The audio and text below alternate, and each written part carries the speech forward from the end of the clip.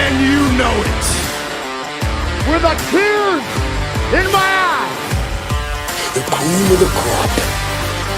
Acknowledge me.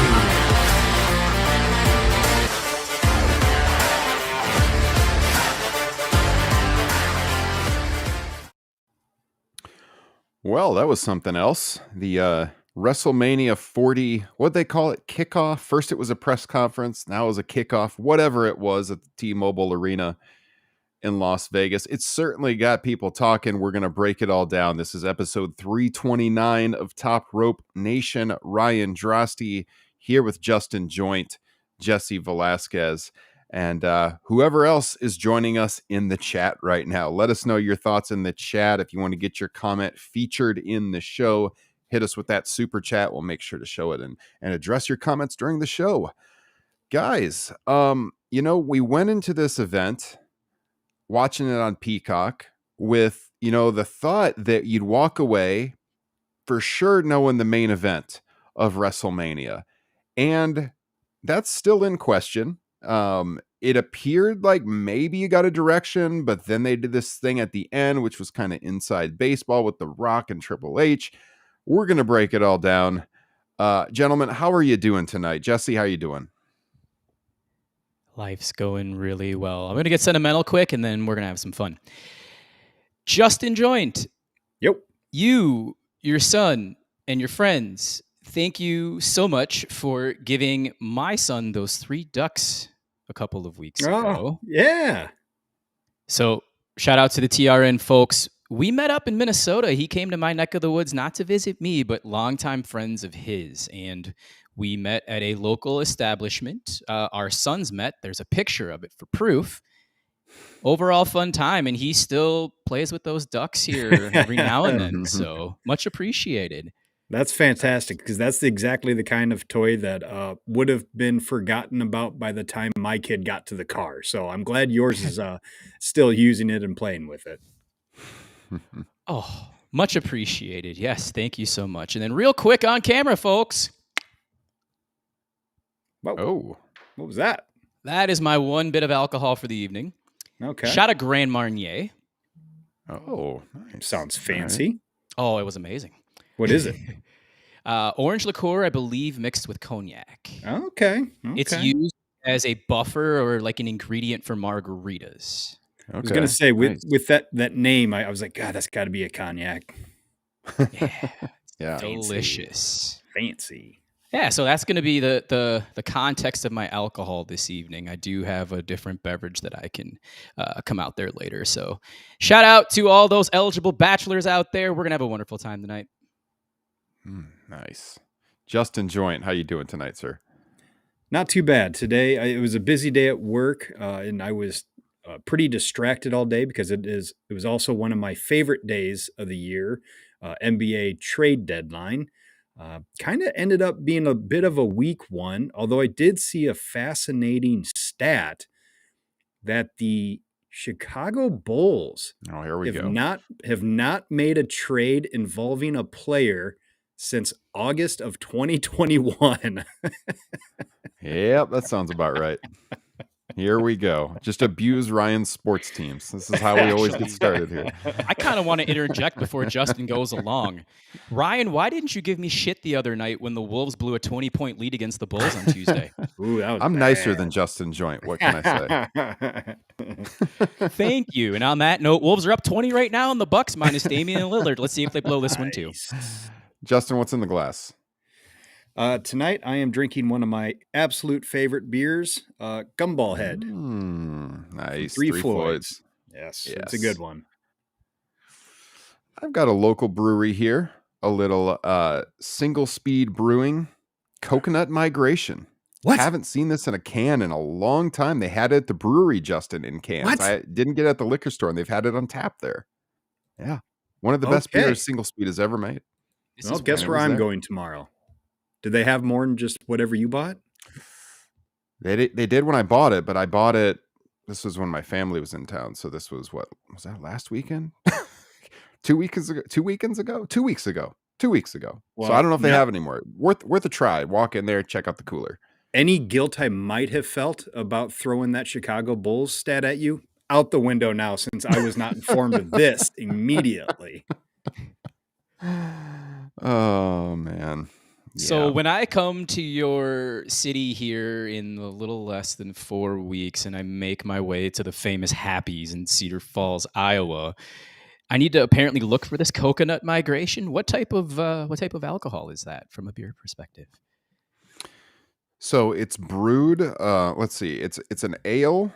It kind of tastes a little hoppy like an IPA. I don't know if it's technically an IPA, but it has like a coconut flavor to it. It's pretty light in color, as you can see. That sounds And amazing. It's good. I It's good stuff. generally do not like the fruit flavored IPAs, but this one is just off the charts fantastic. Closer to your neck of the woods, Jesse. They brewed this in collaboration with Pulpit Rock, which is in Decorah.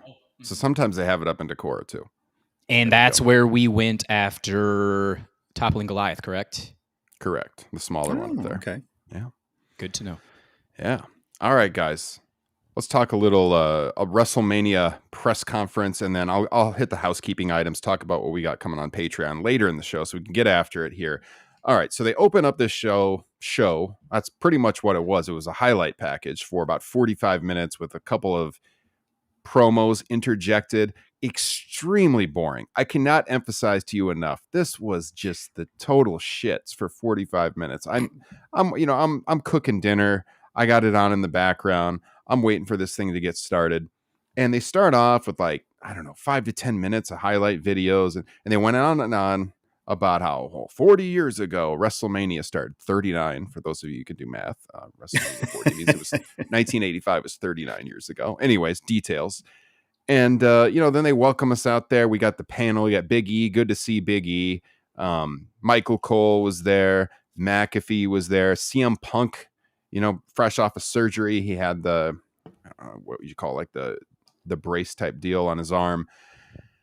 And, then they're speculating what's going to happen tonight. Eventually, Bianca Belair comes out. She cuts a promo for the live crowd. She leaves. Rhea Ripley comes out. She cuts a promo for the live crowd. She gets confronted by Becky Lynch. They do a little face-off. Becky Lynch says she's going to win the Elimination Chamber and come after her at WrestleMania. Between all of this, lots more highlight packages. Finally, 45, 50 minutes in, we get the setup for what we've all been waiting for. And they're setting up the main event, or the possible main event at WrestleMania. So we get Roman Reigns out there with Paul Heyman. And he says he's going to choose his WrestleMania opponent. And this was kind of the first swerve, because if you watch WWE television, they've made it known already that it was going to be The Rock based on SmackDown last week. Now, this is going to be a little bump in the road because they never address the whole thing that happened on SmackDown 6 days ago when Cody literally said he's coming after Roman, but not at WrestleMania, and brought out The Rock, and they embraced, and he left like a total dolt. Well, that was just ignored because Roman's like, Cody can't decide, so I'm going to pick my opponent. And he said, I choose The Rock, right? So we get The Rock out there. Oh, sorry. We also had Seth Rollins. I don't even remember when Seth Rollins came out. Seth Rollins looked like a total doof as well. I think it was first. Seth. Yeah, that's right. It was Seth and then Roman, and they did a little face-off. And, throughout all of this, again, Roman called Seth's title, the secondary title, the losers bracket, which he ain't wrong. We talked about this since they created this world title out of thin air. And so then eventually, you got Seth on the stage on one side, you got Roman, you got Heyman, and then The Rock comes out, and The Rock gets booed. We want Cody, Rocky sucks, dueling chants back and forth. Rock, back and forth across the stage. He does the eyebrow. He's looking out at the crowd. Every time he gets the mic up to his lips, they're booing the hell out of him. You can't imagine this is the response this guy wanted when he made his long anticipated return for what he thinks is going to be just this massive match. And eventually he does this big buildup. He says, he's got something that the fans are really going to be impressed by. They're really going to want to see it. I'm going to put it up on the screen right now. It's a family tree, you guys. A family tree. The bloodline family tree. Let me just make this full screen for a second. And he talks about how his grandfather, Peter Maivia, and Roman's grandfather made this blood oath to unite their families. And, you know, they're going to headline WrestleMania together. And the crowd could have cared less about this family. It got almost no response from them. And he's going on and on about how they're the most powerful family in wrestling. And they sporadic boos here and there. Right. And so he just kind of sets it up. It's going to be us at WrestleMania. The crowd's booing. You get Cody chants here and there. And finally, Cody Rhodes comes out. And Cody says, this is bullshit. And he says he's made his decision and he was coming after Roman Reigns. What? You just gave away the title match 6 days ago. We all saw it. So none of this was logical. Let me preface this by saying, it doesn't matter. The audience that has been cultivated by WWE these days does not care about storylines being coherent whatsoever. They didn't grow up in the same era as a lot of us. They just don't care. So no, do I think this is negatively going to impact their bottom line or anything ridiculous like that? I do not. But if you're watching this and you want, you know, this to be coherent, it was not, because they didn't address anything about what happened on SmackDown. So of course, Rock is like, what? You know, wait a second. You know, what's going on here? Cody kind of looks like the asshole, does he not? I mean, he gave the match to him last Friday night. And now all of a sudden, sorry, changed my mind. Of course, the crowd loved it because this is the match that they should have done all along. And then, you know, The Rock is all pissed off. Jesse, before I go through the rest of this, what were your thoughts at this point? It was just a jumbled up pile of chicken salad, not even made from chicken shit. It was super confusing to me. I think everything that you mentioned, I mean, I'm not going to go bigger picture just yet because we're going to go down that road eventually, but nah, I mean, again, the crowd, it's like Pavlov's dogs. They just train you just to chant specific things. There were a lot of what chants during this entire press conference. It's like that was kind of cool about 21 years ago. Kind of like the WWE was kind of cool about 21 years ago. That's kind of the way I'm starting to feel right now, if I'm being honest with you. Seth Rollins looked like a gigantic dork, as if he didn't look like one before this. Now, he actually has something he could hold his hat on, is that he beat Roman Reigns 2 years ago. Granted, it was by disqualification, but why don't you throw that in Roman's face? I know that Roman has plowed through the entire roster and that fourth world championship of Seth is just a trinket, but you can at least do that, and maybe this sets up for unification down the road. But the crowd bought into it. That's all that matters to the WWE. Obviously, us as educated fans, we're like, we see through all the bullshit. Yeah, I mean, none of this, it wasn't logical. Seth standing behind them while they're going back and forth, just standing there cackling once in a while in his green suit with his title belt, that he's just totally secondary. And, you know, eventually, I didn't take notes on this. I'm just going off of memory. Just happened, which is why I forgot when Seth Rollins even came out, because he was such a non-factor, you know, until the very end here. So, you know, eventually Roman basically tells Cody, what did he say, that his dad would be ashamed of him, or his dad was I can't even remember how he phrased this. Do you remember, Jesse? Cody actually went at Roman and said that the High Chief Peter Maivia would be very disappointed. His ancestors would be very disappointed. That was second, though.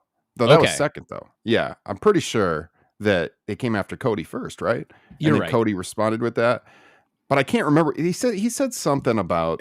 I think it was basically. I think he was referring to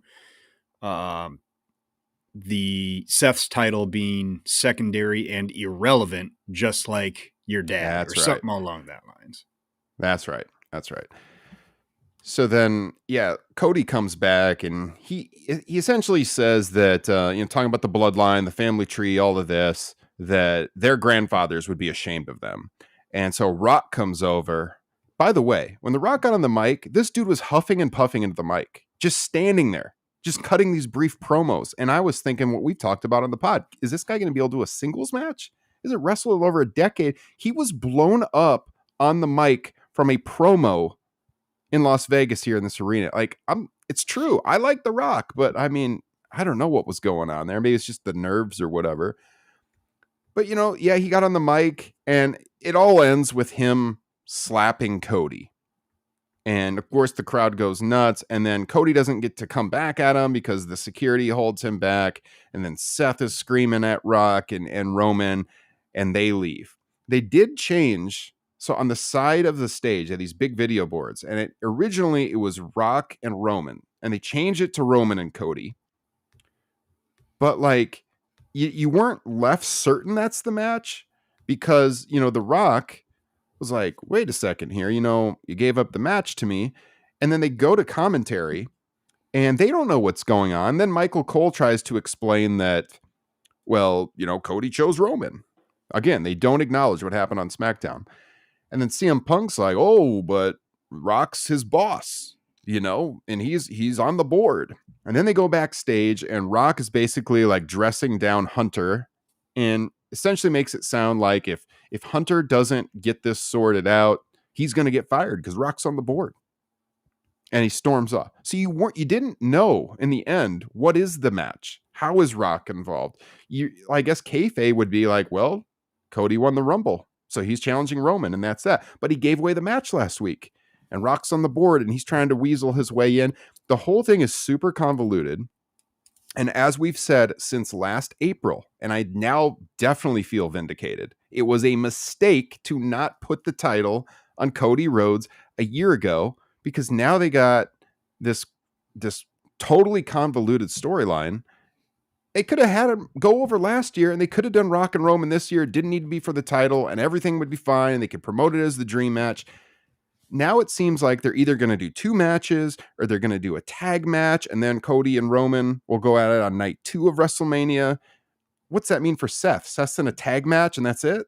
Or like Seth will be in the tag match and then he'll wrestle the winner of the Elimination Chamber the next night. It looks like Rock and Roman are going to tag against Seth and Cody, maybe with night 1. And then that's how it's going to play out on night 2 with Roman and Cody and Seth and the Elimination Chamber winner. I would imagine, like, right now we're a lot of twists and turns away. Stuff can happen. Right now, my inclination would be like something happens in that tag match, where Roman and Rock end up going after each other after the match or something. Rock wants to leave getting cheered after all of this.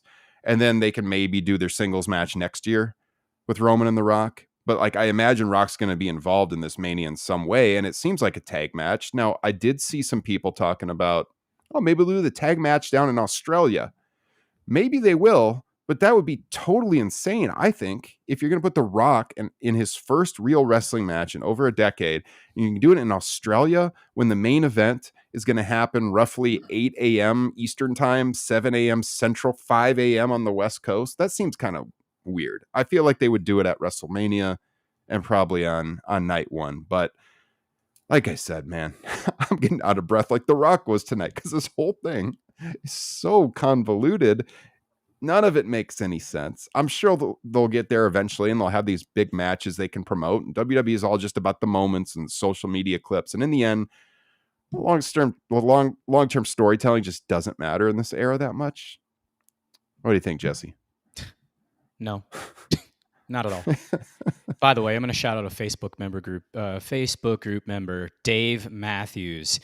Dave, you and I right now could get into a ring with Roman Reigns and be in much better cardiovascular shape than The Rock is right now. And for those in the chat that want to come at me, please do. Do you know what I do for a living? Just checking. I would take that bet. Yeah. Just checking.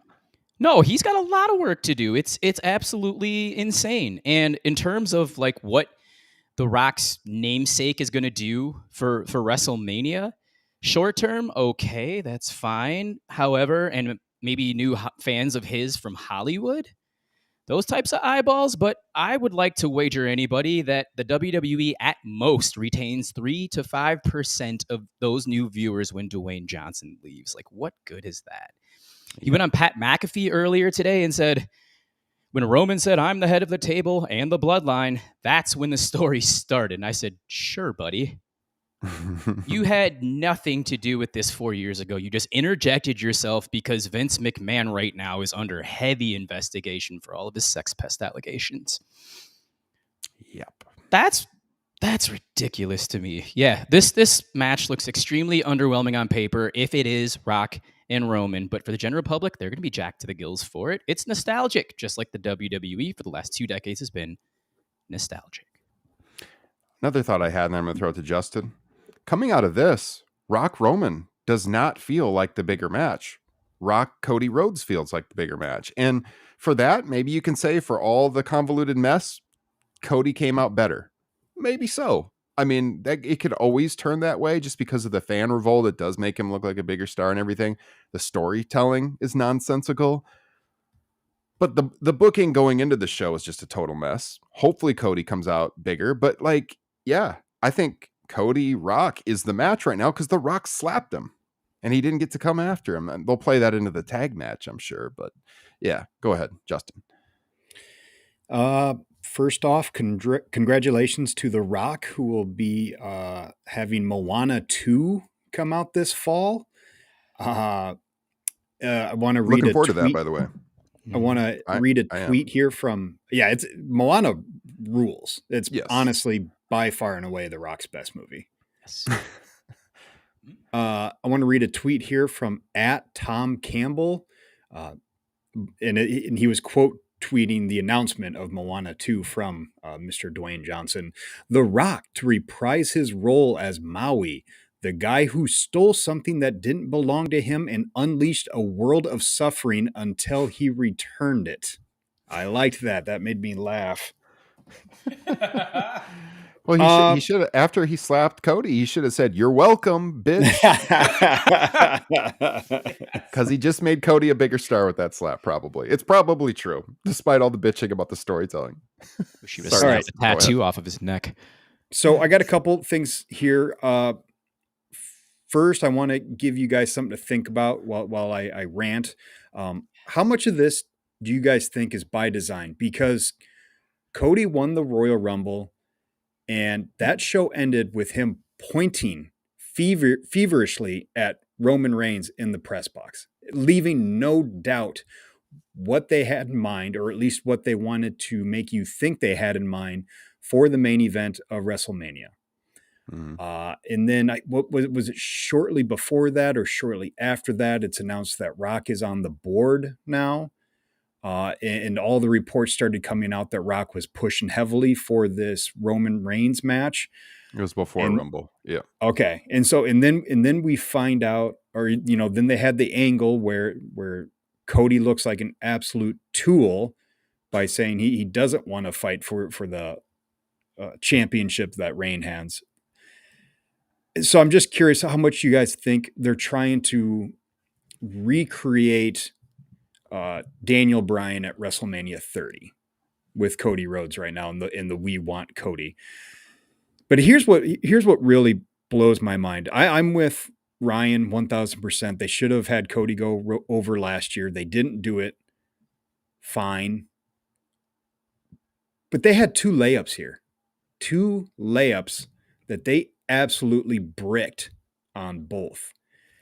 They could have just gone straight forward with Cody and Roman Reigns. I think the match that everybody wanted, you finally anoint Cody Rhodes as the guy.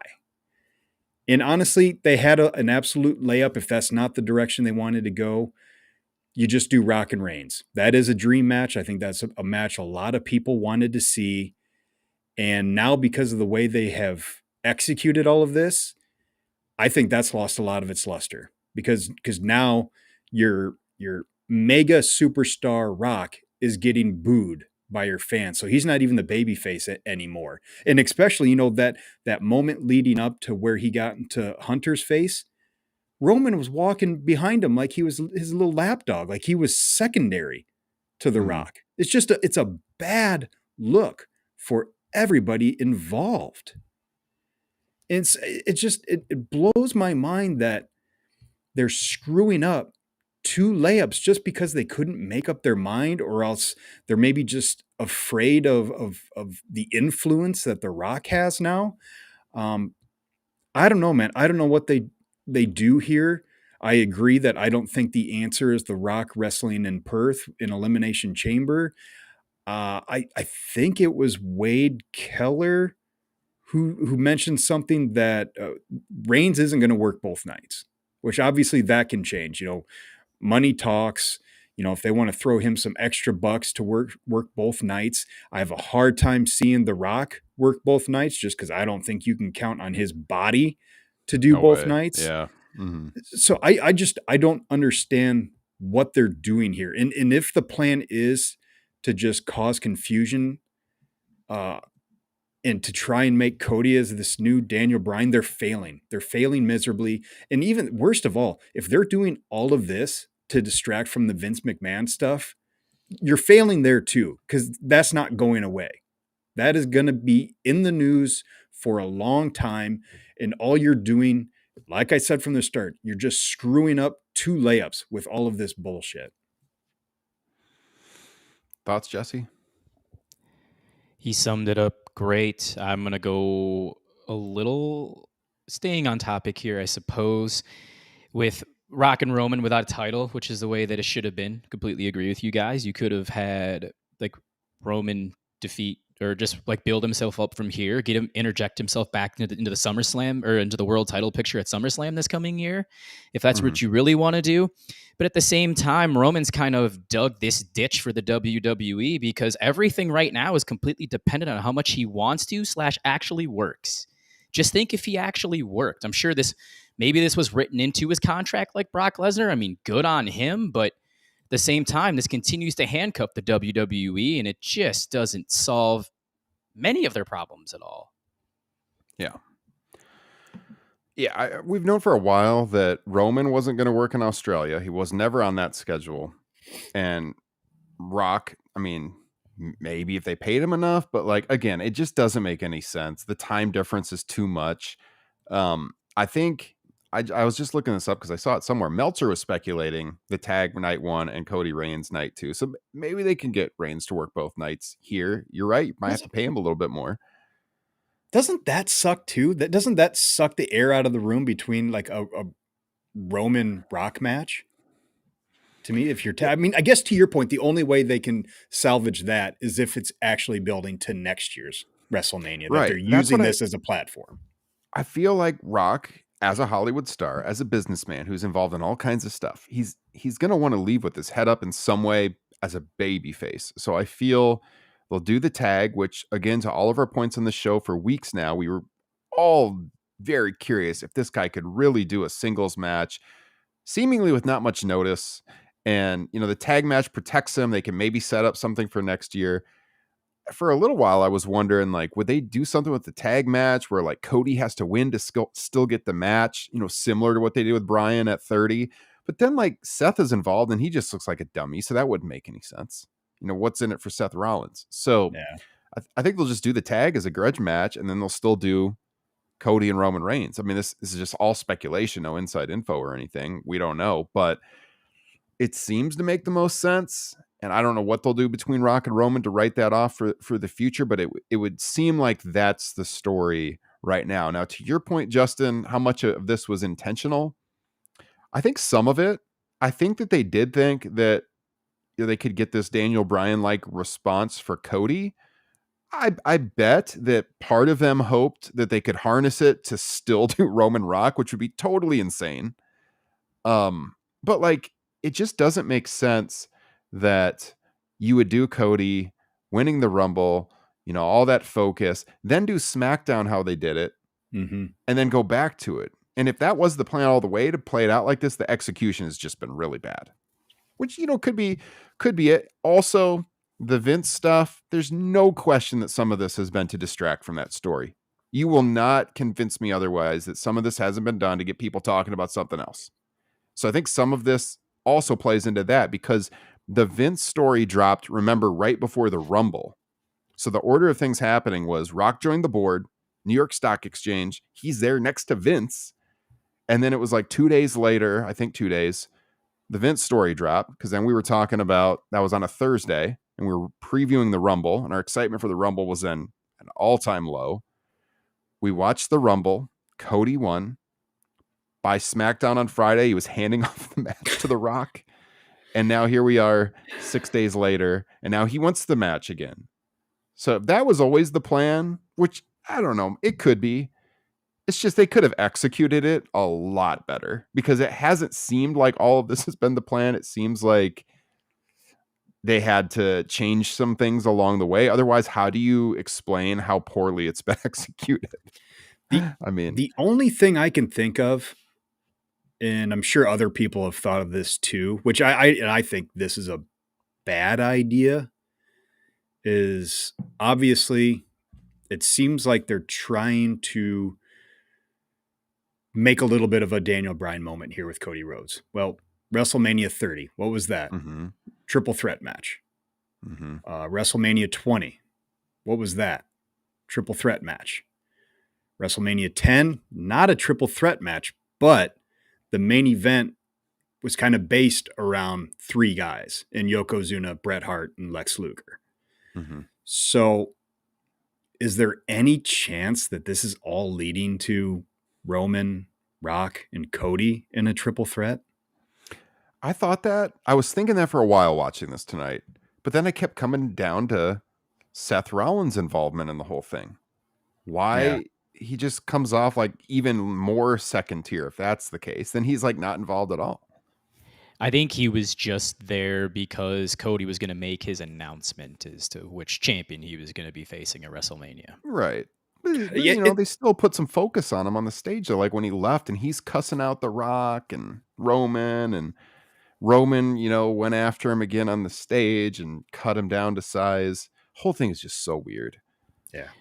Our chat's crushing this, by the way, because there's a lot of sentiments that I echo, especially with this Daniel Bryan stuff. Y'all realize that since Cody Rhodes has returned to WrestleMania, he's returned at WrestleMania 38. He's been pinned twice. Roman Reigns and Brock Lesnar. That's it. He's ran through the rest of the roster. Where's the Daniel Bryan thing here? That was the other thing that I thought was fucking hilarious with Cody basically backing away from Roman Reigns so he could go beat the guy he's already beaten 3 times. It's like, Jesus, that is so soft. This is the big baby face. Come on, get the fuck out of here. Though, I am looking forward to Roman and Seth on a return match. Yeah, that has absolutely. some great story behind it, and 2 years ago and everything. Go ahead, sorry. Well, that's kind of the whole thing. Is like they have good options here if they had just decided on one of them and gone with it. And that's my biggest takeaway from this, past 2 weeks, is it's done nobody any favors. Everybody looks like a clown. They have killed all the baby face and heel dynamics here. The responses that they could have gotten with a giant baby face Rock, with Cody on the comeuppance, which he's still getting cheered. But I don't know, man, this is just a disaster.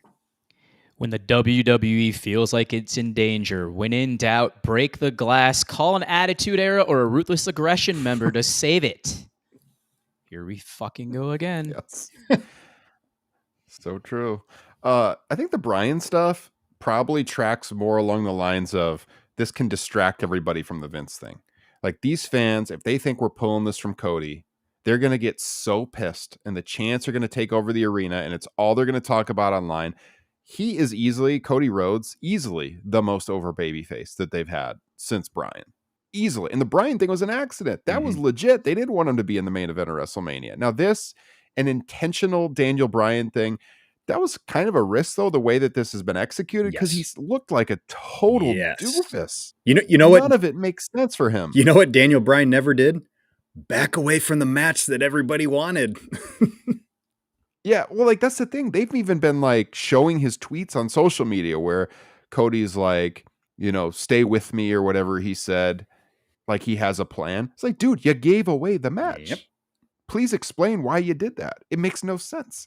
So I think the Daniel Bryan thing is to create some kind of uproar. And maybe to that point, this has been the plan all along. It's just they've stumbled along the way. It hasn't done much for Seth Rollins, that's for sure. And Cody, it was a risk because he's looked dumb. But in the end, he's got to win the title this year then, if they get to that match. He has to.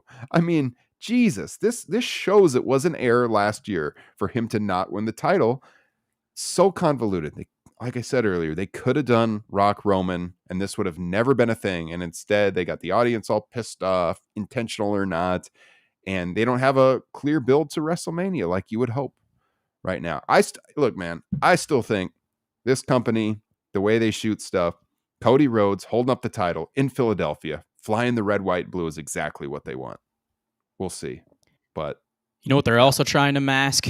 The fact that that Friday night video on YouTube had 90,000 likes and 400 or 500,000 dislikes. They took the numbers off the board. You can't see them on YouTube. There's been screenshots everywhere. So this was a total cover-up job with the worst paint in the history of artistry. An absolute misread from Dwayne Johnson here.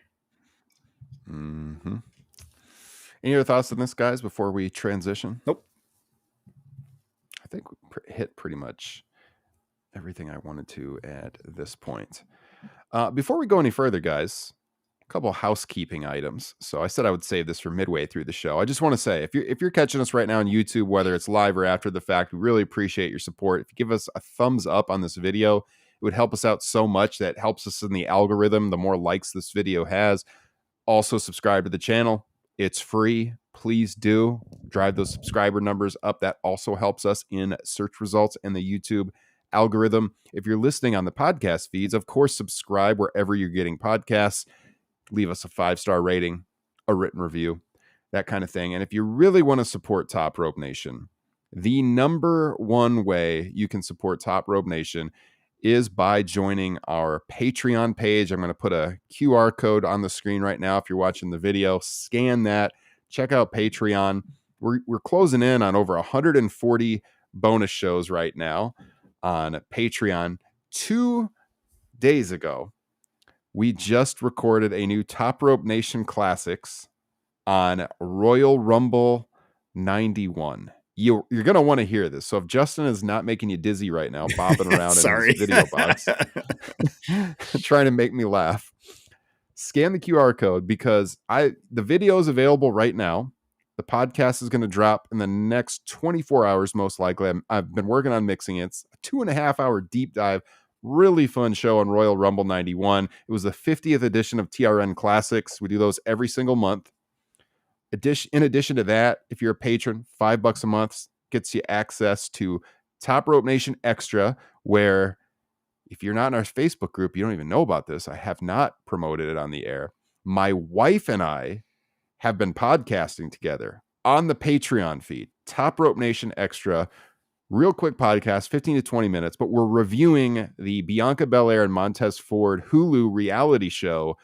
It's been a blast. My wife has never podcasted before. I've got some good feedback on this. If you want to hear it, join the Patreon page. We've done the first 2 episodes. We're going to continue that this weekend, drop some new ones. So you get TRN Extra. Oh, and by the way, you also get Top Rope Nation Unplugged with Jesse Velasquez, who just had an interview drop. We put that one on the main feed with Will Allday, which was an awesome, awesome interview. He does shows almost every single week. Those are behind the paywall. So if you like our main show and you're not a patron, you're missing probably 2 to 3 times as much content that you would be getting for $5 a month. It's like buying us a cup of coffee a month or a drink to keep it on flavor with what we do here on the show. So it's the best way to support the show. Become a patron, or, if you prefer YouTube, we do have a membership program now. You can join the channel as a member, and that gets you access to Top Rope Nation Classics, all the video versions, as well as most of the TRN Unplugged as well. Same cost. Join on YouTube and become a YouTube member. The link is here in the broadcast description as well. Jesse, anything you want to add? I have not laughed harder with this trio than that Tuesday Night Classics. Yeah, please tune into the Royal Rumble 1991 so that you can find out the embarrassing revelation of what a 10-year-old Justin Joint thought about the Virgil babyface turn. Can I also say that I made a couple Dino Bravo jokes that I didn't see coming? Not to have a double meaning behind that line too. I didn't see this one coming at all. And we had 2 Dino Bravo jokes that had me rolling at the end of that podcast. It's good stuff, man. It was really good. We have a blast on TRN Classics. Would appreciate your support. And as I said at the top of the show, another way to support the show is with the super chats. You can always send us a super chat, get your chat message featured in the show, and we'll discuss it. Or if you have a question for the show, it's a great way to support us with a little tip on these live streams. I will tell you, I was telling the guys this earlier, that YouTube now has an option. We're monetized here on YouTube now. And, so we have ads on our videos, but they're usually only at the beginning of the show. But now they have an option that they recommend where ads play during the middle of a live stream at different intervals. They could interrupt the conversation. All of a sudden there's an ad break. I've seen this on a lot of live streams on shows that I watch, and I don't like it. It's very disruptive. YouTube recommends it. I told the guys, I'm not going to enable that on our stream. So since I'm not having the ad breaks here during the streams, super chats would be a great way, to make sure that continues. Because, if we don't get any super chats ever, I'm probably going to have to turn on the ad breaks, and because that'll make us a few bucks here and there. I'd rather not, because it's pretty disruptive and it sucks. I see that on streams all the time, but just something to think about. A great way to support us with a little tip while we're doing these shows every single Thursday night. We appreciate all of you who are tuning in and watching. Yeah, there's a very loyal Top Rope Nation devoted fan base, especially in the Facebook group, and I know on the Twitter side too, and we thank you so much for it. The best thing you can do as well is to be our word of mouth and just let friends know, especially who are really up on pro wrestling, whether it's current or I think we're a little bit better when it comes to the classics piece, and that's what everybody, probably you and your friends, grew up on. So if that's not a sell job, the $5 right there is worth it to go through our classics once every month. I think most of the people, originally subscribed for classics, and now we're offering more bonus content than ever before with Unplugged and Extra. And just last month, we had more bonus shows drop, and in December, in 1 month, than ever in the show's history on Patreon. And we started putting up stuff on Patreon in, I think, 2017. So it's just growing and growing and growing. It requires extra work out of us, of course. We like doing it, but your support is what makes it possible. We're making a few bucks on the side through Patreon, and that helps out justify the time away from our families, to make that extra content for you. Certainly my wife doesn't yell at me so much when she knows it's for Patreon. So I appreciate you for giving me that excuse to record. She's been tremendous on both those episodes. I'm not surprised. Thank you. I will tell her that she's had a blast. So episode 3 of Ryan and Megan review Love and WWE coming this weekend. Check it out, you guys. Jesse, just so you know, we have a group text of, the Joint and Drosty families, and I made sure to send a text telling her she better not be coming for my spot. Yeah, it's funny. She laughed pretty hard when she saw that. She's a highly educated woman. We all know that. That's true. That is true. All right, guys. Speaking of things that we enjoy, AEW Dynamite, phenomenal show this week. We got some clarity on the title picture going into Revolution. Sting is now a title holder in AEW alongside Darby Allin, the tag team champions. Justin, how do you feel about this direction for the world title match at Revolution? Because this was something that you forecasted in our group, and it played out pretty much exactly as you predicted. I think it's the perfect way to utilize all these guys. I saw a lot of people saying that they thought Hangman should win and then go on to lose to Joe. But God, out of all three of them, before last night, I should say, Hangman was really coming off as the guy, capital letters, to me. So I didn't want him getting beat in a one-on-one. That kind of bodes for all of them. So I thought this is the perfect use. If you're going to do a triple threat, I know a lot of people don't enjoy them. Joe has an absolute classic, in his past of a triple threat. So there is a strong dynamic between the three of them. You're not like getting three wrestlers who have the same kind of style. So that usually helps this kind of match. And there's a lot of interesting ways they can go. A lot of people don't want to see Joe lose the title because it'd feel too much like a transitional champion. And I get that. I totally understand that. My main thing was I'm glad it was a draw between Swerve and Hangman, because I think like the actual part 3, which now be part 4 between them, should be for a world title. And now they have a chance to do that. Even if Joe wins at Revolution, because I'm assuming either Hangman or Swerve will once again be the challenger when they go into Double or Nothing. So to me, it's a lot of intrigue.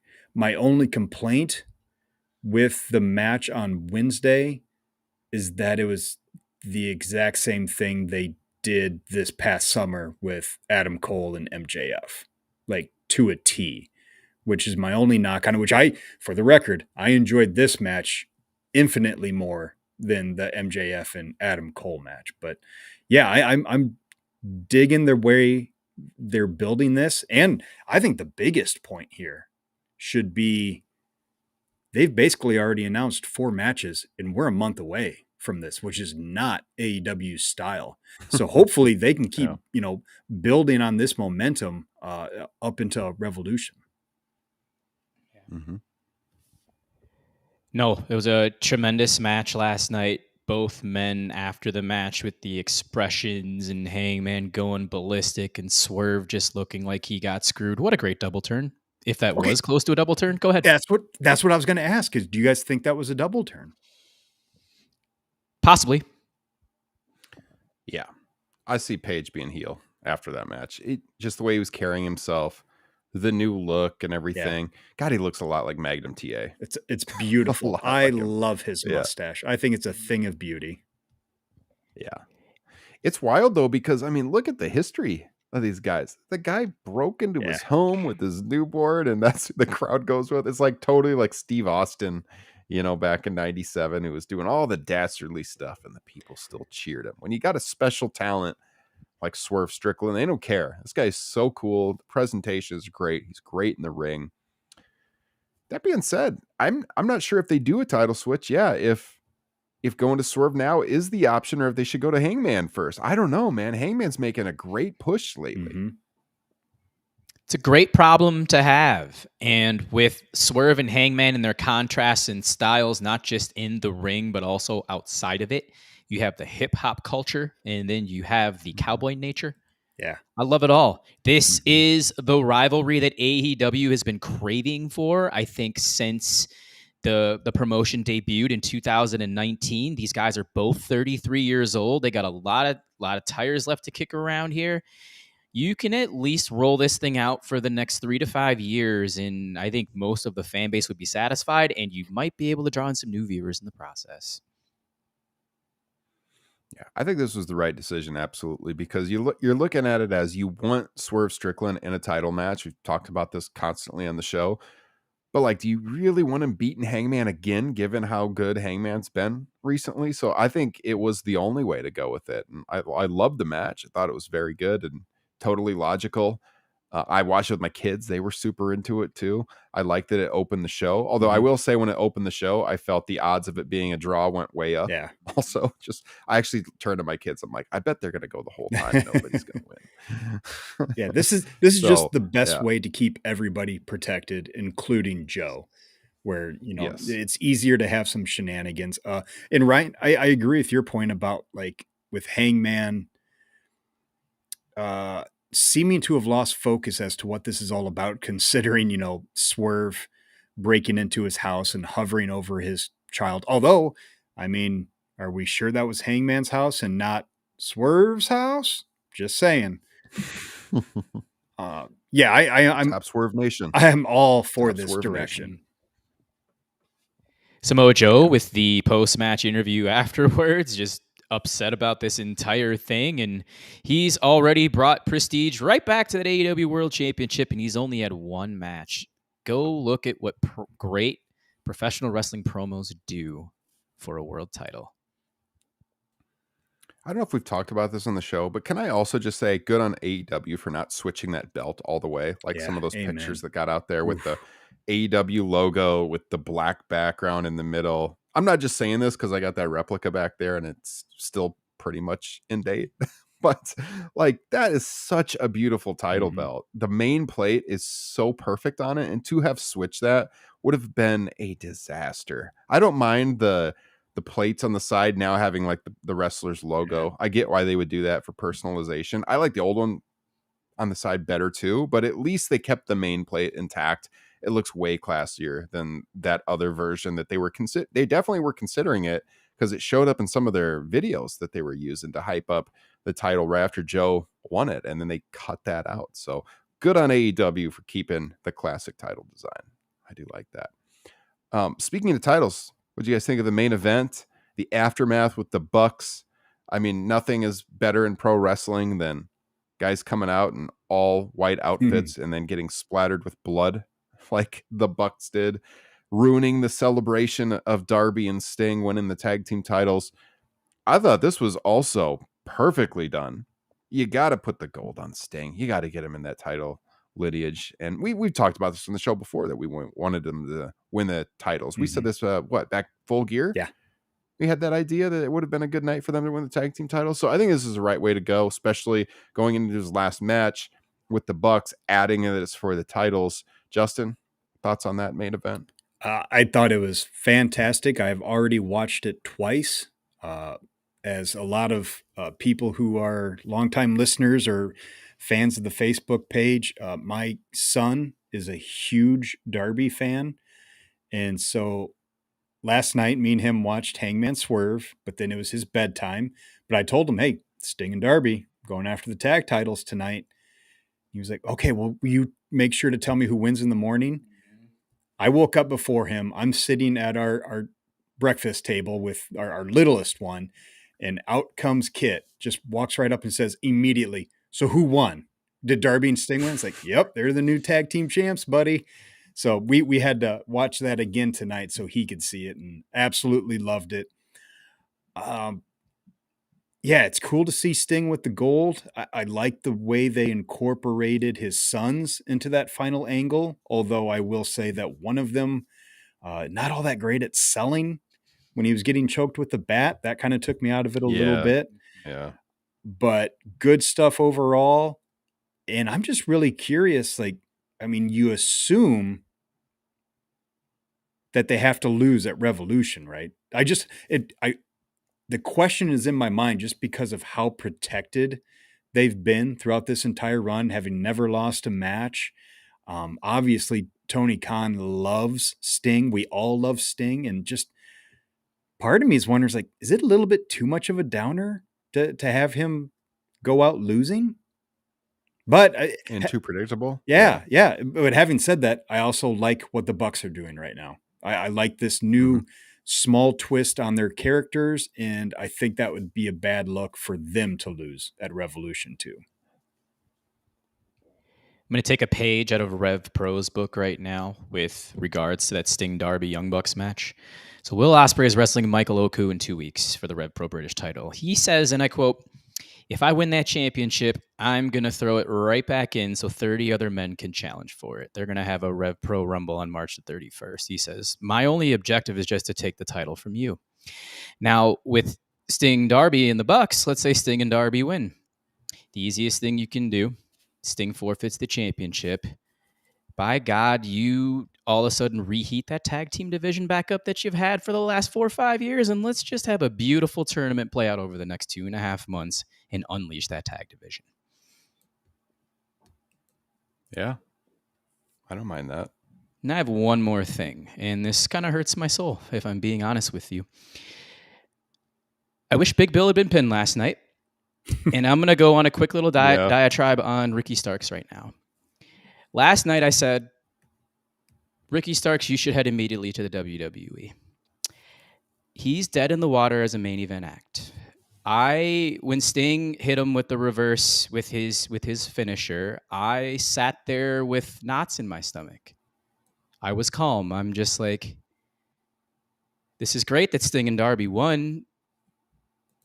Do you realize the last 13, 14 months that Ricky Starks went toe-to-toe with MJF in the microphone and could argue beat him? Owned Chris Jericho in his feud. They get Collision started. He wins the Owen Hart Memorial Cup. By Punk beating then, CM Punk. Yep, by beating Punk. Then Punk leaves. Uh-oh. We're back. Okay. Then Punk leaves, and they throw him in the ring with Danielson. 2 all-time classics, a Texas strap match, or Texas death match, and a strap match. Then what happens? Tag team purgatory for the last 6 months, where he gets pinned not once, but twice by Sammy Guevara. And then he loses last night to Sting. You have a top 10 talent right there in front of you that has been exploited in a good way since the beginning of 2023. And now he's an absolute, pun intended here, afterthought. It hurts my soul. I want to push back, Jesse. Yeah. To me, losing to Sting is nothing. Nobody's been pushed stronger in AEW for the past 3 years than Sting. Losing to him is nothing, and I guarantee it was an honor for Ricky Starks to take that pin. I guarantee he'd love that. The one point I will concede to you is the Sammy Guevara pins. That's not good. Perception-wise, maybe being in a tag team with Big Bill, not the greatest, considering he was coming off of the Owen Hart win against CM Punk and the great feud with the Dragons, not just Danielson, but also Ricky Steamboat. Could be seen as a downgrade, but also I don't know what else they could have done with them that would have been more than that. At least you were keeping them strong for the most part as a tag team champion. The thought I've been having, because I know you've been torn on this, or that you've not been happy with the way he's been booked. My gut tells me is that this is a contract thing. That I think he probably already has his foot out the door. That he's not committed to a new contract, and that the booking this past summer was to try to convince him to stay, because you don't get much stronger booking than that. And when perhaps Tony didn't get that commitment, then we saw the slight downgrade in booking. I mean, not like he was a jobber all of a sudden, still a tag team champ, still highlighted in all the shows. But I think that is maybe what is going on here. And that's with no inside information. I have no idea when his contract is up, but that is what my gut is telling me. And also, I don't know, this is unfortunate circumstances to him and not completely his fault. There is now such a logjam at the top of the AEW main event picture. It's going to take them forever and a year to even think of heating him back up. I think when the tag team started, we were pretty positive on it because he had been ascending so much. Yep. I still think Punk, more than anybody, made him feel like a main event guy, to Punk's credit. And then the matches with Bryan, as we said, were great too, right after that. That did so much for him. But then it just seemed like none of the singles titles felt like he was going to work into the plans there in the fall. And so we felt like, well, at least you get some gold on this guy who's ascending up the card. I agree with Justin that he probably was fine taking the pin to Sting, and Sting's been protected so much, it's fine. Yeah, I mean, ideally, maybe you have Bill take that fall, to your point, Jesse, but in the end, I don't think it really hurts him. I'm sure WWE is interested in him. I think it's been reported that WWE is interested in him. We don't know exactly when his contract ends. I know there's been some reporting that it's this year at some point. I've never seen that confirmed. I'm sure WWE would love to get him. I think he's a hell of a talent. That said, I'm not sure his ceiling's much higher in WWE. I see him coming in being like Ricochet. Like that's his level in WWE just because of the size factor. Mm-hmm. He is a smaller guy, and I would be concerned that he would get that push in the WWE. So I don't know if WWE is the answer for him. I hope that there's more in the singles division, but to your point, it does feel like it's going to be a while until he'd get a push. Maybe next fall after we get through the Hangman Swerve era, but then think about this though. We've talked about Ospreay and Starks would be a hell of a good feud. Ooh, yeah. if Ospreay becomes world champion at All In, or over in England. Mm-hmm. All In. Yeah, it's All In. So, yeah, I had to think for a second because they do those shows a week apart now. Yeah, All In is the London one, not All Out. I could see that in the fall. I'd be pumped about that one, but they'll have to do some work in heating him back up, and we'll have to see what they got for him in the interim. Yeah, Justin, go ahead. The one other thing, and not to pile on him because I love Ricky Starks. I do. I'm high on him also. Just had a show in New Orleans that he promoted heavily locally, and that show did not have a good turnout. So I don't know how much of a box office draw he is when he can't even really pull in a crowd in his own hometown or adopted hometown. Not doing much for our dream of an AEW pay-per-view in New Orleans. That was heartbreaking. No, like I said, it was just one of those things where he gets removed and thrown into a tag team, and then all of a sudden Tony Khan figures out how to book again, and now the division's just full of main eventers. And Ricky Starks is an absolute, again, pun intended, afterthought.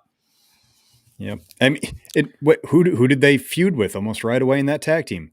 Chris Jericho, who seems to suck the life out of everybody he works with. Because he was in there with FTR, Edge and Christian, or Adam Copeland and Christian for a couple of weeks, and then that's when they separated him into the tag division. So, yeah, no, like I said, I was just melancholy about that more so for him, just because it was just the cards just went completely the other way. Yeah, understandable. Did you guys feel that Sorry, go ahead. All I was going to say is for me, I would just be fascinated to know when his contract is up. That's all. Speaking of contracts, did you guys feel that Tony's announcement lived up to the hype? We know he does these big announcements all the time. What do we think? Did this? I'll put it up on the screen for the video viewers. They announced AEW Big Business Wednesday, March 13th, TD Garden in Boston, an arena close to Justin's heart. And if you notice on the TD Garden in the background, it says Boston, BOSS, plus the dollar signs, everything but explicit confirmation that this is going to be the debut of Mercedes Moné to AEW in March, as I said was the plan back in mid-January on this program. Guys, did it live up to the hype for you? I gave up on his announcements a while ago. So as far as like my expectations, already low. It's announcing Mercedes without announcing Mercedes is going to be there. My big question is it going to be a dual drop along with Okada? Mm-hmm. I don't think you can do that. Why? Why? I just don't. Because I think them as solo entities would be a much better reveal than both in this case with Mercedes in her hometown. I think honestly Okada will get not pushed to the back burner on this, but I think Mercedes will get a bigger ovation. Agree. Yeah. Well, it goes on sale this Saturday, so maybe that planning will have to do with the ticket sales. And if they have to then lean into dollars coming down from the sky or something here in a couple of weeks to get even more tickets moved. It's a big venue. They're going to hopefully fill it up for this big show, building it up in a big way like this, no pun intended. I think it's possible they could drop both of them, although I don't know if Okada's decided. I know AEW feels like very confident that he's going to choose them. I mean, no words out there officially from anybody right now. And I think it's because he hasn't signed anything yet. I think he's still thinking it over. I think my money would be that he will go AEW, but I don't know for sure. I got to say, my best case scenario with Okada is him, it would be Seth not having an opponent at WrestleMania or expecting somebody who he doesn't end up facing, and he debuts WrestleMania, beats Seth for the World Heavyweight Championship on his debut. Would kind of be my dream scenario for Okada. But having said that, I do think he's going to end up in AEW. Mm-hmm. Yeah, you're not getting arguments from there either. I just started Duolingo and I can't understand that damn chat that just dropped. Shoot, I was going to try to translate it for our audience. Oh, I didn't even see that. Yeah. Oh, Something about habla Cody and español. Roman Reigns. Mm-hmm. Well, if you're watching us live over there on Twitch, viewer, rewind. We talked about it for about 35 minutes or something like that. So, yeah. Well, I mean, hey, what can we say? This is an exciting time in pro wrestling. It's a fun time to talk. We got lots of stuff to talk about in both promotions, both positives and negatives, but there is stuff to look forward to in the wrestling business right now. And I have to say, in the 7.5 years we've been doing this program, that has not always been the case. So this makes doing the show a lot more fun when there's stuff in the news, big stories like this. And we're glad to do it with all of you. I think that's everything we had on our agenda tonight, unless you guys have something else. Nope. No? Unless we want to tease next week's show. Oh. I mean, that's kind of your baby, Yeah. Jesse. So if you want to, I'll leave it up to you. I got lucky. So I approached a guest to join me on TRN Unplugged. He told me his times he could start. I said, would you be okay with coming on our flagship instead? And this person agreed. Should we announce the person? No. Can I tease it? You most certainly can. In my opinion, we got the best Twitter pro wrestling personality out there today. Like, if you want the best pro wrestling tweets, it's probably coming from this guest. I'll go a step further. Yes, the post quality of this guest is chef's kiss. Picture perfect. It is not a wrestler. It's someone who comments on wrestling. A journalist, we'll say that. So it's a good get. He'll be a fun guy to talk to for sure. We've been following his work for quite some time. Our time at certain publications has even overlapped. That's right. At times. Yes, indeed. Briefly, a little bit. So next week, we'll get into that discussion. We don't even know what we're going to be talking about. We'll have to set up an agenda, but he'll have some great thoughts, I'm sure, whatever is on the agenda. So make sure you tune in next Thursday night for that. And in the meantime, again, check out the bonus content on Patreon. Get off your butts and join the Patreon page. Support what we do. If you're listening to this main feed and you're not on Patreon, I don't know what you're thinking. It's $5 a month. You're supporting us. You're getting tons of extra audio content and video content in your inbox, and you're going to love what we're doing. You're going to love this Rumble 91 show. We got into all the controversy with the Iraq War, Hogan, Slaughter, Warrior, all of that, all the background. I promise it'll be worth your $5 for February. And we got another edition of Classics dropping at the end of this month as well. And that'll take us into Mania season. And next month, we'll be doing a classic WrestleMania event, and we'll just keep the ball rolling. Join us. Would love to have you over there. Oh, by the way, happy hour. We tease this. I haven't even talked about this on the air. We got some dates we're throwing around. Around December, we said we were going to be starting a new benefit. This is for the higher tiers on Patreon, the $10 plus tier, that we would be doing a monthly Zoom hangout where we hang out with the $10 plus tier members. Now, you get all the bonus content for $5 a month, but there are other benefits at the higher tiers if you want to support us a little more. And one of them is a monthly live Zoom hangout where we're going to watch together with the shared video screen classic wrestling. And so we're going to be watching an old edition of Monday Night Raw, May 19th, 93? 17th or 19th of 93. Yeah, the one with the Shawn match with Marty Jannetty. Very memorable edition of Monday Night Raw. And we're going to be doing that. It's looking like next weekend. I'm going to put a post out there for the $10 plus tier patrons in the next couple of days to get the schedule together for sure. But we got some availability to do that next weekend, and I think that's when we're going to do it. So if you're already a patron and you want to participate, you can up your pledge to get the link to the live Zoom hangout when we do that. But we're going to start doing this every single month, just another benefit of supporting us on Patreon. We're calling it TRN Happy Hour. It's going to be a lot of fun. You can read about it over on the Patreon page. Justin, I'm looking forward to seeing you Super Bowl Sunday, sir. I'm nervous. I am so nervous. I just don't want to lose to the freaking Chiefs. Yep. Justin, our resident 49ers fan here. We'll see. Okay. I'm neutral. I don't really have a rooting preference. Who to do you be guys honest with think is going to win? The Chiefs. Dicks. God damn it. I would pick, as a betting man, I would pick them. Mahomes is already one of the greatest quarterbacks of all time. Purdy has looked good. I'm not convinced he's not a system quarterback. I know he's an Iowa guy. But look, he's surrounded by a ton of talent. So they could pull it out.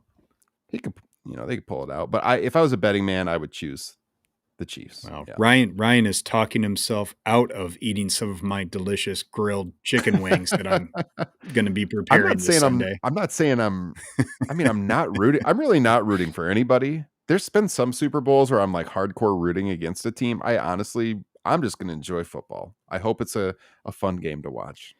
Shout out to our Ecuadorian gentleman who at first spoke Hell yeah. Spanish. Seriously, thank you. We truly appreciate it. You speak Hell pretty yeah. Thanks for decent tuning English, in. in my opinion. Much better than my Spanish. On the Twitch feed. We don't usually get a lot of viewers on Twitch. So glad you found us over there on Twitch. Subscribe to the YouTube channel while you're at it. Gracias. Habla español muy poquito. Very good. Love it. Very nice. All right. Well, hey, this has been a lot of fun. Those of you that are just tuning in, rewind. I see our numbers, of course, right as we're getting ready to sign off, start going up. And we got more viewers right now on YouTube than we've had all night as we wrap the show. Rewind. Great discussion on everything that happened on the WrestleMania press conference. The first half of this show, you can check that out on demand. And everyone else, we hope you have a great weekend. We'll see you next week with episode 330 of Top Rope Nation. Take care.